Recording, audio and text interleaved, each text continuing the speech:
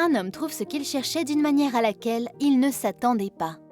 Salut à tous et bienvenue sur AZ237. On ne sait jamais ce que l'on peut trouver, même quand on ne cherche pas.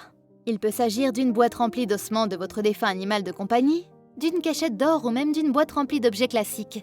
Dans l'histoire d'aujourd'hui, nos histoires sont centrées sur ces objets, et vous voudrez sûrement rester à l'écoute pour cela. Mais avant de commencer, voici la question du jour. J'ai 6 clés sans serrure. Si tu me grattes, je murmure. Qui suis-je? Donnez-nous votre réponse dans les commentaires. La réponse exacte vous sera donnée à la fin de la vidéo. N'hésitez pas à liker la vidéo pour nous encourager, et si vous êtes nouveau sur la chaîne, abonnez-vous et activez la cloche de notification pour ne manquer aucune de nos prochaines vidéos. Maxime, 5 ans, était un garçon intelligent qui vivait avec ses parents. Ils n'étaient pas riches, mais ils étaient sûrement à l'aise en termes de finances. Même s'ils avaient un certain nombre de petits prêts qu'ils devaient à la banque. Malgré cette situation, les choses allaient plutôt bien dans la famille, surtout avec Maxime. Ses parents l'aimaient beaucoup, et même s'il n'était qu'un enfant, il essayait toujours de les faire rire dès qu'il en avait l'occasion. Tout à coup, les choses ont commencé à changer dans la famille. Les parents de Maxime étaient maintenant constamment en colère la plupart du temps. Le petit Maxime ne comprenait pas bien l'humeur de ses parents chaque fois qu'il rentrait du travail. C'était comme s'il y avait toujours un sujet de dispute. Mais Maxime ne comprenait pas vraiment. En tant qu'enfant de son âge, il n'y avait que de petites choses qu'il pouvait comprendre quand il s'agissait de la vie d'adulte. Pour lui, tout ce qu'il voulait, c'était un animal de compagnie. Il aimait beaucoup les chats et espérait toujours le jour où il aurait son propre chat.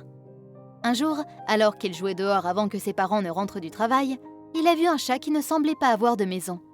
Il a soudainement eu pitié du chat, et après l'avoir bien regardé et avoir réfléchi à ce qu'il allait faire de lui, il a décidé qu'il était juste qu'il le ramène à la maison, en espérant qu'il fasse sourire ses parents tout comme il était heureux.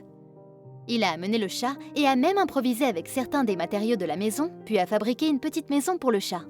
Il était tellement heureux pour lui, et tout ce qu'il espérait, c'était de voir ses parents l'aimer. Malheureusement, il n'a pas eu la réaction qu'il attendait de ses parents. Ces derniers semblaient même se mettre en colère à la vue d'un chat dans la maison. Ils ne voulaient tout simplement pas que leur fils garde le chat. Mais après avoir plaidé pour qu'il reste, ses parents lui ont donné des conditions qui lui permettaient de le garder uniquement si ses règles étaient respectées. L'une des principales tâches qui lui ont été confiées, même pour un petit garçon, était de s'occuper entièrement du chat sans avoir à impliquer ses parents. Même si Maxime ne semblait pas heureux de ces conditions, il les accepta car il n'avait pas le choix puisqu'il voulait vraiment le garder. Il l'appela alors Sally. Il pensait que ses parents n'étaient pas de très bonne humeur et il était sûr qu'il finirait par aimer Sally et qu'il les réunirait bientôt en famille. Comme s'il savait ce qu'il disait, Sally est devenue la préférée de la maison en si peu de temps. Lorsque les parents de Maxime rentraient du travail, elle allait à la porte, sautant pour se réjouir de leur présence, et même si au début cela ne semblait pas aller avec les parents de Maxime, ils ont vite été charmés par la façon dont le chat était adorable et noble. Sally est vite devenue la préoccupation de tous et chacun. Il s'assurait de lui offrir un cadeau à chaque fois qu'il sortait. C'était quelque chose que Maxime aimait beaucoup, et il était enfin heureux de voir ses parents heureux avec son animal de compagnie. Malheureusement, les choses ont pris une mauvaise tournure, et Sally est tombée très malade. Malgré de multiples tentatives pour remonter le moral du chat, celui-ci semblait toujours aussi déprimé, et on l'a alors emmené chez le vétérinaire. Ils ont demandé au vétérinaire de faire tout ce qu'il pouvait pour le sauver, sans se soucier du prix à payer. Ce dernier a donc commencé à faire des tests, et sans perdre beaucoup de temps, il a obtenu ce qu'il cherchait dès le premier résultat du test qu'il avait effectué. Il a diagnostiqué une tumeur cérébrale mortelle, à laquelle Sally ne survivrait pas. Il a même confirmé qu'il ne lui restait que quelques instants à vivre. Les parents de Maxime ne savaient pas quoi dire à leur fils, car ils savaient qu'il aurait le cœur brisé, à en juger par la façon dont il aimait et prenait soin du chat. Plus tard, les parents ont décidé de dire à Maxime que Sally souffrait de stress et de dépression, et que la seule façon de prendre soin d'elle était de l'emmener dans une ferme où elle serait mieux avec sa famille et pourrait se rétablir complètement.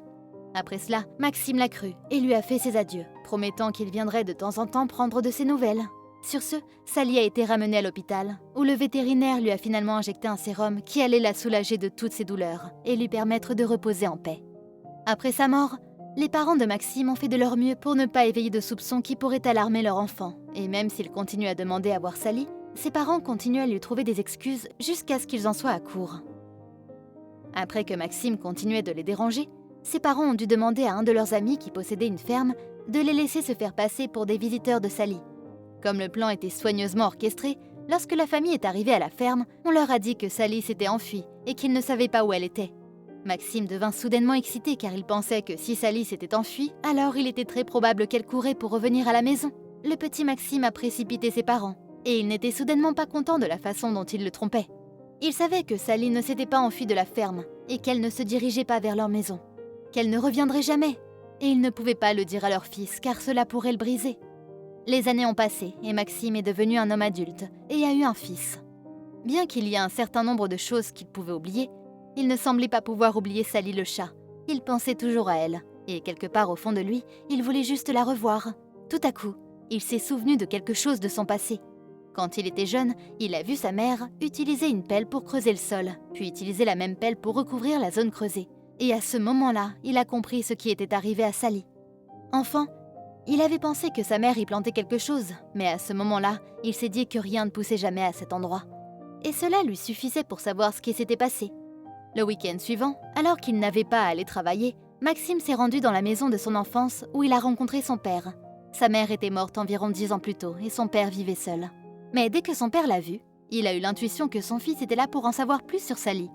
C'est alors qu'il lui a tout expliqué, et il s'est donc rendu sur la tombe de celle-ci. Et puis l'a déterrée. Il a vu une boîte en bois où se trouvaient les os de Sally. Et même s'il était encore blessé, il a fait ses adieux correctement, ce qui lui a permis de tourner la page. Son père, qui s'attendait à ce que son fils soit en colère contre lui, s'est dit très surpris qu'il ne le soit pas. Maxime a ensuite expliqué qu'il comprenait ce que ses parents avaient fait, et qu'il avait juste besoin de savoir ce qui s'était passé pour pouvoir arrêter de penser à Sally et passer à autre chose. Après leur conversation, il est reparti en ville, se préparant à offrir un animal à son fils à son retour. Dans une histoire assez différente qui remonte à 2017, un citoyen russe, nommé Loutchev Dimitri, a trouvé ce qu'il a découvert plus tard être un coffre à trésors de la Seconde Guerre mondiale dans sa cour. L'homme qui venait d'essayer de creuser un trou pour sa nouvelle dépendance a trébuché sur quelque chose de métallique dans le sol, ce qui l'a ensuite incité à découvrir ce que c'était. Alors qu'il pensait qu'il s'agissait d'une pierre, la boîte s'est avérée être un coffre à trésors ayant appartenu à un soldat allemand. À l'intérieur de la boîte, il y avait plusieurs objets du soldat, notamment des vêtements, des gants, un pull, des cols amovibles, des bretelles, des chaussettes avec des attaches pour les pieds et des masques anti-poussière. La boîte contenait également un granulé chimique qui avait une odeur vraiment particulière. Il y avait également une veste d'officier de la Wehrmacht, ce qui signifiait que la boîte avait probablement appartenu à un docteur en médecine, avec le grade de Hauptmann, ce qui signifie capitaine. La boîte contenait aussi d'autres choses comme des laissez-passer militaires et des Reichsmarks, qui étaient la monnaie allemande entre 1924 et 1948. Dans une autre histoire, un étudiant en médecine du Michigan, Jack Stouff, a trouvé un trésor caché qui avait été soigneusement dissimulé par un marchand d'art nommé Forrest Fenn. Il avait organisé ce qui était déjà une chasse au trésor longue de 10 ans, au cours de laquelle des personnes ont même risqué leur vie pour le trouver. La boîte, d'une valeur de plus de 2 millions de dollars, a été trouvée dans les montagnes rocheuses par l'étudiant qui était également un grand fan de Monsieur Fenn et avait réussi à déchiffrer le poème qui servait d'indice. S'adressant aux médias locaux après s'être d'abord présenté comme une personne anonyme, Jack a déclaré « Je pense que j'ai été un peu gêné par l'obsession que j'avais pour cette affaire. Si je ne le trouvais pas, j'aurais l'air d'un idiot. Et peut-être que je ne voulais pas m'avouer à moi-même l'emprise qu'il avait sur moi. Hélas, je suis un millénaire. Et j'ai des prêts étudiants à rembourser.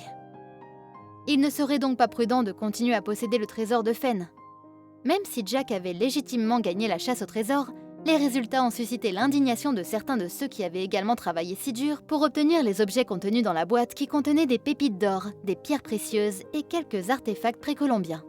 Quelle est votre opinion au sujet de cette histoire? Dites-le nous dans les commentaires. Et maintenant, la réponse à la question du jour, la guitare. Bravo à tous ceux qui ont trouvé la bonne réponse. Nous voici arrivés au terme de cette vidéo. Merci de l'avoir regardée jusqu'à la fin. Surtout, n'oubliez pas de la liker et la partager autour de vous. À très bientôt sur AZ237.